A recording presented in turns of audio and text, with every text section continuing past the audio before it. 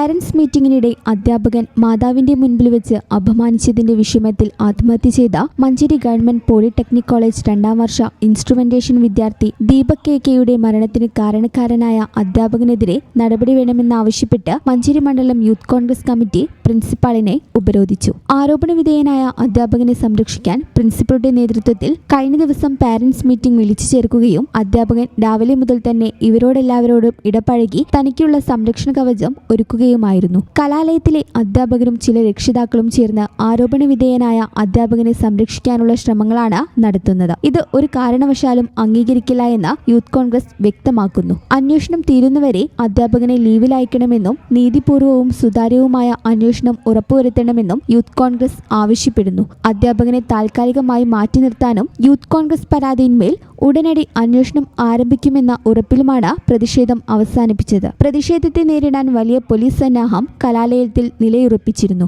പ്രതിഷേധത്തിന് യൂത്ത് കോൺഗ്രസ് മഞ്ചേരി മണ്ഡലം പ്രസിഡന്റ് കൃഷ്ണദാസ് വടക്കേയിൽ, സിയാദ് വല്ലാഞ്ചിറ, ഹസീബ് നെറുക്കര, ഷിബിലി പൂഴിക്കുത്ത്, ഹഫീസ് കല്ലേത്തോടൻ, സുലൈമാൻ പാമ്പാടി എന്നിവർ നേതൃത്വം നൽകി. ഈ ചാനൽ ന്യൂസ് മഞ്ചേരി.